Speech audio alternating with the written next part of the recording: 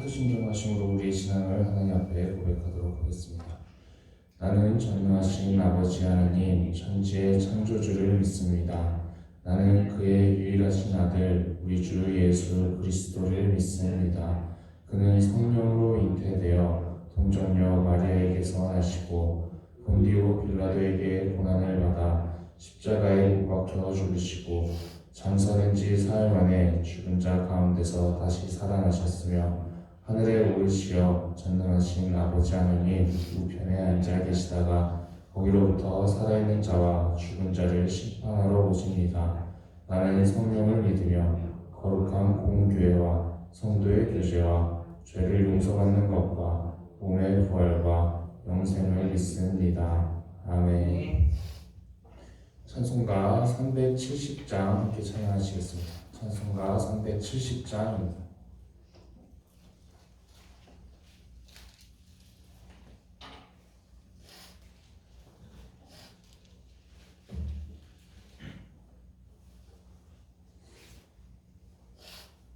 찬송가 370장 함께 찬양하시겠습니다.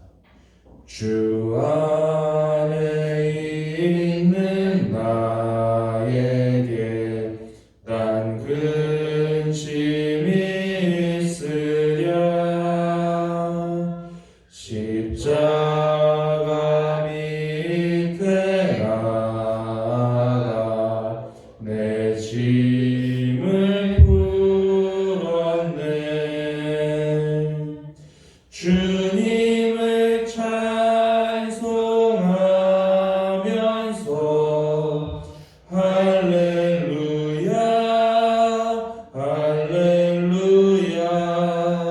내 앞길 멀고 험해도 나 주님만 따라가리.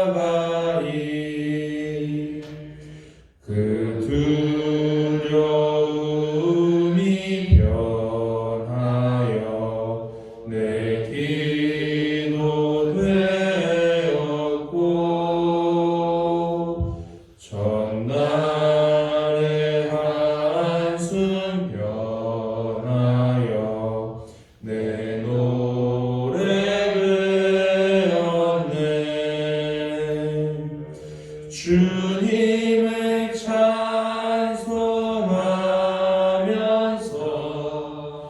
할렐루야 할렐루야 내 앞길 멀고 험해도 나 주님만 따라가리. 내 주는 자비하셔서 늘 함께 계시고 내 궁핍함을 아시고 늘 채워주시네.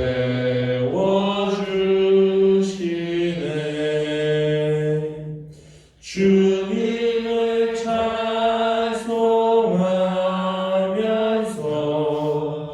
할렐루야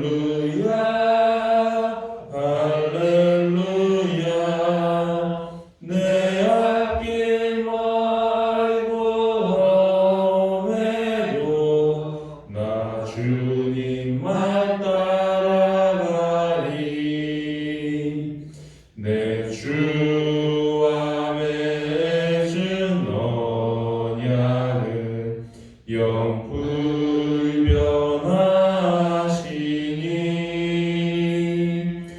그 나라 가기까지는 늘 보호하시네. 주님을 찬송하면서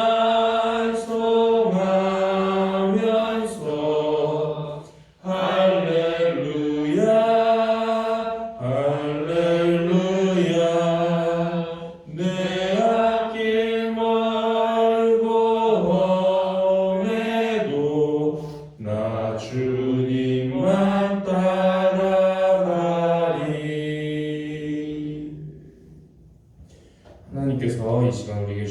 말씀은 여호수아 11장의 말씀입니다. 여호수아 11장 1절부터 23절의 말씀입니다.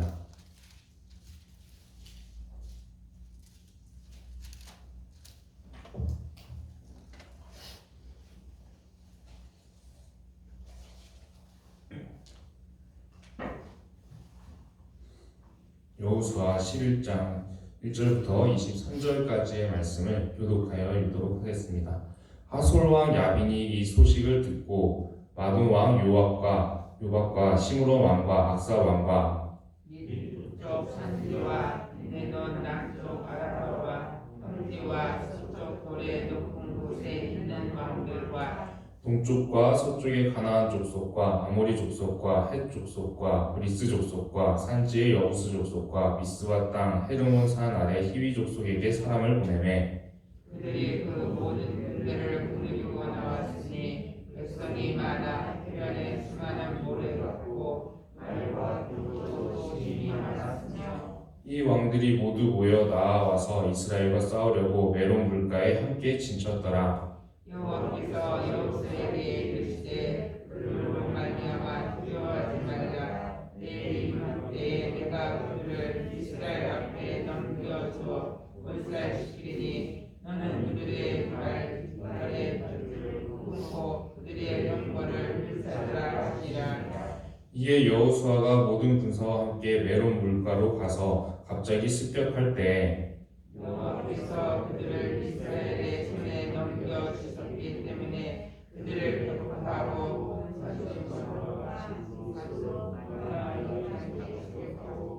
동쪽으로는 미스바 골짜기까지 추격하여 한 사람도 남기지 아니하고 쳐 죽이고 여호수아가 여호와께서 자기에게 명령하신 대로 행하여 그들의 말 뒷발에 힘줄을 끊고 그들의 병거를 불로 살랐더라.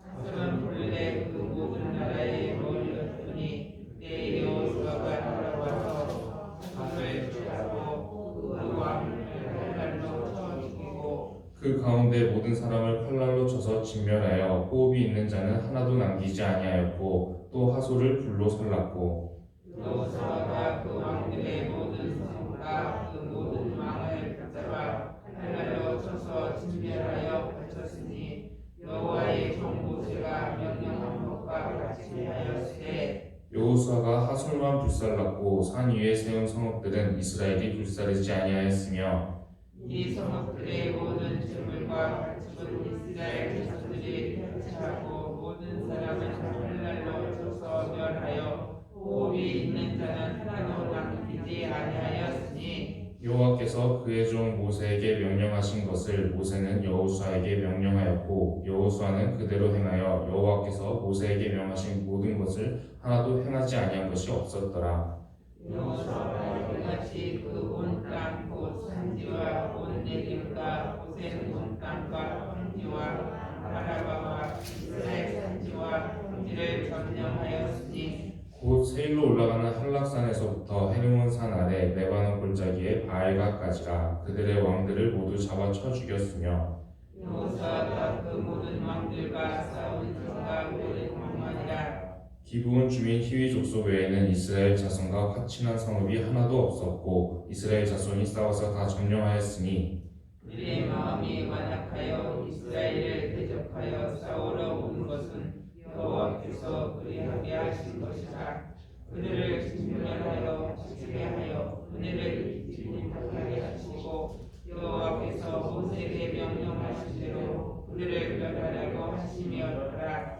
그때에 여호수아가 가서 산지와 헤브론과 드빌과 아낙과 유다 온 산지와 이스라엘의 온 산지에서 아낙 사람들을 멸절하고 그가 또 그들의 성읍들을 진멸하여 바쳤으므로 이스라엘 자손의 땅이나 아낙 사람들이 하나도 남지 아니하였고 아사와 가루와 아스돈에만 남았더라. 함께 읽겠습니다. 이와 같이 여호수아가 여호와께서 모세에게 말씀하신 대로 그 온 땅을 점령하여 이스라엘 지파의 구분에 따라 기업으로 주매 그 땅에 전쟁이 그쳤더라. 아멘. 어제는 우리가 여호수아 10장의 말씀을 함께 나눠봤습니다. 그때는 이제 주로 가나안 땅이 연합군이 형성이 돼서 하나님을 대적했던 이스라엘을 대적했던 사람들이 있었다라고 말씀을 드렸는데 그 사람들은 주로 여리고성을 기준으로 주로 남쪽에 있었던 사람들입니다. 그 남쪽에 있었던 사람들이 세력들이 하나로 뭉쳐가지고 한 번에 이제 이스라엘을 대적하니까 그 사람들을 한 번에 쳐서 진멸하는 바람에 남쪽 세력은 가나안 땅의 남쪽 세력은 한 번에 하나님께서 정리하게 해주신 그런 상황이 벌어졌습니다. 그러면 이제 남쪽은 정리가 되었으니까 어느 세력이 남아 있겠습니까? 가나안 땅에 이제 북쪽 세력은 아직도 남아 있는 겁니다. 그때는 가나안 땅의 남쪽 세력이 연합군을 형성할 때는 예루살렘 성의 왕이 중심이 돼서 그 사람을 중심으로 연합군이 형성이 됐었습니다. 그런데 그때 남쪽의 연합군에 모일 때만 해도 그 예루살렘 왕은 이스라엘과 하나님을 두려워했다라고 나와 있습니다. 그러나 제대로 두려워하지 못하고 하나님을 이겨볼 수 있는 존재, 그래도 한번 해볼 만한 존재로 여기는 바람에 진멸당하는 그런 사건이 벌어졌는데 지금 오늘 여호수아 11장의 말씀을 보게 되면 이제 북쪽과 남아있는 모든 가나안 세력들이 다 하나로 뭉쳐서 이제 이스라엘과 다시 한번 큰 전쟁이 더 벌어지게 됩니다. 이제 이 전쟁만 승리하게 되면 이제 한 번에 이 사람들이 뭉쳐서 싸웠기 때문에 따로따로 싸웠으면 여러 번 싸웠어야 될 텐데 이 싸움 한 번만 이기면 거의 다 이제 가나안 땅은 정리가 되는 그런 상황이 벌어지게 되는데 이 북쪽에서는 큰 성이 하나 있었습니다. 하솔이라는 큰 성이 있었는데 이 큰 성이 매우 큰 성으로 예루살렘보다 한 10배 정도 큰 성입니다. 그리고 여리고 성보다는 대략 한 20배 이상 큰 그런 큰 성인데 이 하솔 왕을 중심으로 북쪽에서 한 번 더 연합군이 형성이 됩니다. 그리고 이 하솔 왕은 심지어 하나님을 두려워했다는 말조차 없습니다. 그리고 이 하솔 왕의 주도로 모인 그 연합군이 얼마나 그 병력의 숫자가 많았는지 해변에 모래와 같이 많았다라고 되어 있고 또 말과 병거가 심히 많았다라고 기록되어 있습니다. 당시의 병거를 얘기를 하자면 전쟁에서 병거는 우리 현대전으로 치자면 한 탱크 같은 정도의 느낌으로 생각하시면 이해가 쉬울 것입니다. 이스라엘은 이런 대단한 무기가 없는 그런 상태였습니다. 적의 숫자는 너무나도 많고 바다의 모래와 같이 그렇게 많고 또 무기조차도 말도 많고 또 병거도 많은 무기도 앞서는 그런 상황 가운데 너무 불리한 상황 가운데 있었습니다. 그럼에도 불구하고 하나님께서는 이스라엘에게 승리를 주실 것을 약속했고 실제로 전투를 벌여보니 이스라엘이 승리하게 되는 그런 상황이 벌어지게 됩니다. 이 전쟁으로 이 승리로 인해서 이제 가나안 땅의 북쪽에 있는 세력들까지도 다 한 번에 정리가 된 것입니다. 한 명씩 한 세력씩 이제 따로따로 싸우면은 굉장히 이제 여러 번 싸워야 되는 그런 상황이 벌어질 수도 있었는데 이렇게 스스로 모여가지고 오니까 한 번에 이제 정리할 수 있는 그런 기회를 하나님께서 주신 것입니다. 그래서 이쪽은 한 번에 이제 북쪽까지 정리가 되면서 이제 가나안 땅의 사실상의 모든 전국 전쟁이 실질적으로 큰 전쟁이 다 마쳐진 그런 상황이 이제 11장에 벌어지게 됩니다. 우리가 이 말씀 속에서 주목하고 싶은 부분이 있습니다. 그 부분은 무엇이냐면 하나님의 명령으로 인해서 이렇게 큰 승리를 거둔 이후에 이스라엘 군대가 굉장히 그 현대 무기, 당시로서는 이제 신신 좋은 무기들을 탈취하게 됩니다. 말을 많이 탈취하게 되고 또 병거를 많이 탈취하게 되는데 하나님의 말씀에 따라서 이 무기들을 폐기하게 됩니다. 이것을 이제 마치 우리 시대로 비유를 해보자면 핵무기가 없는 나라가 이제 핵무기가 있는 나라랑 싸워서 이겼는데 하나님의 승리를 주셔서 이겼는데 그래서 핵무기를 탈취해서 이제 강력한 무기들이 생겼는데 이 핵무기를 하나님의 말씀에 따라 폐기하는 것과 같은 그런 상황과 비슷하다고 생각하시면 될 것입니다. 그러면 하나님께서는 왜 이토록 강력한 무기들 이스라엘이 갖고 있으면 굉장히 이제 군사력으로 크게 힘이 될 만한 그런 것들을 폐기하라고 하셨을까요? 우리가 이 부분에 대해서 주목하면서 묵상하기를 소망합니다. 사람이 너무나도 강한 힘을 갖게 되면 그 힘을 보통 의지하려고 하지 하나님을 의지하지 않기 때문입니다. 힘이 너무나도 강해지면 사람은 교만에 빠지게 되고 하나님을 잊어버리는 그런 일들이 쉽게 나타나기 때문에 하나님만 계속해서 의지할 수 있도록 의도적으로 힘을 하나님 앞에서 빼도록 그래서 하나님께서는 병거를 폐기하라는 명령을 내리게 되십니다. 놀랍게도 여호수아와 이스라엘은 이 하나님의 명령에 순종해서 이 강한 그 당시에는 굉장히 탐날 만한 그런 무기들을 폐기하게 됩니다. 이 말씀은 우리에게도 주시는 말씀입니다. 우리 역시 이 세상을 살아가다 보면은 더 강한 힘이 필요하다라고 생각할 때가 있습니다. 나한테 더 강한 힘이 주어지고 더 많은 무기와 같은 것들, 내가 무기처럼 쓸 수 있는 스펙 같은 것들이 갖춰지면 갖춰질수록 나에게 더 유리하다고 생각을 해서 우리는 더욱더 많은 것을 갖추고 더 많은 힘을 얻고자 애쓰면서 살아갑니다. 더 높아지려고 애를 쓰면서 살아갑니다. 그러나 하나님께서는 우리에게 그런 힘을 의지하지 말라고 말씀하시는 것입니다. 너무나도 많은 것들을 갖추게 되면, 강한 힘을 갖추게 되면 그 힘을 의지하게 되고 하나님을 떠나게 되니까 우리의 진정한 힘은 하나님이시라고, 그런 힘이나 높아지는 자리나 아니면 어떤 스펙, 대단한 것들을 갖추는 것이 아니라 우리의 진정한 힘은 하나님께 있다고 말씀하시는 것입니다. 세상의 사람들은 더욱더 강한 힘을 갖추고 더욱더 많은 스펙을 쌓고자, 그리고 더욱더 높은 자리로 올라가고자 애쓸 것입니다. 그러나 하나님의 백성들이 살아가는 방식은 세상의 방식과 다르다라고 말씀하십니다. 하나님의 백성들이 살아가는 방식은 힘을 의지하는 것이 아니라 하나님을 의지하고 하나님을 믿고 순종하는 것에 진정한 힘이 있다고 말씀하시는 것입니다. 우리는 과연 이 말씀에 순종할 수 있겠습니까? 이스라엘과 여호수아는 순종했습니다. 그런데 우리는 과연 이 말씀에 순종할 수 있겠습니까? 우리 눈앞에 말과 병거와 같이 이것만 있으면 우리가 이 주변 국가에서, 주변 사람들 사이에서 굉장히 강한 국가로 올라설 수 있을 것 같은 그런 유혹들, 그런 기회가 찾아왔을 때 우리는 의도적으로 그것을 폐기하는 듯한, 하나님 앞에서 힘을 빼는 듯한 그런 모습으로 살아갈 수 있겠습니까? 이 말씀에 순종하는 것은 대단히 어려울 것입니다. 세상이 살아가는 방식과 다르고 또 우리가 굉장히 약해지고 이렇게 했을 때 괜찮을까라고 생각이 될 수도 있을 것입니다. 그러나 하나님께서는 그 어떠한 병거나 무기보다도 크십니다. 그리고 그 하나님께서 우리에게 가장 큰 힘이 되십니다. 오늘 전쟁을 보게 되면 병거를 가졌고 수많은 병력이 있었던 가나안 연합군은 패배했습니다. 그리고 하나님이 함께 하셨던 이스라엘은 대단한 무기가 없어도 승리했었습니다. 우리가 하나님을 의지할 때 하나님께서 우리에게 가장 큰 힘이 되어주시고 그 어떠한 병거나 무기보다도 더 큰 힘이 되어주시고 불가능해 보이는 전쟁에서도 우리가 승리하게 하실 줄 믿습니다. 오늘 하루 우리가 살아갈 때 우리가 다른 세상의 힘을 의지하는 것이 아니라 우리가 하나님을 더욱더 의지하면서 하나님께 우리의 소망을 두고 살아가는 주님의 백성들 되기를 기도드립니다. 기도드리겠습니다. 하나님, 우리가 하나님만을 의지하기를 원합니다. 우리의 마음이 하나님의 말씀으로 가득 차게 하여 주시고 또 세상적인 가치관이나 문화가 우리를 주관하지 못하게 하여 주시옵소서. 병거보다 그 어떤 세상의 힘보다 하나님을 더욱더 의지합니다. 하나님의 말씀을 순종하는 것을 그 어떤 힘을 얻는 것보다 앞세우게 하여 주시옵시고 오늘도 우리가 주만 의지하며 나아가오니 우리의 갈 바를 인도하여 주시옵소서. 우리 주 예수 그리스도의 이름으로 기도드립니다. 아멘.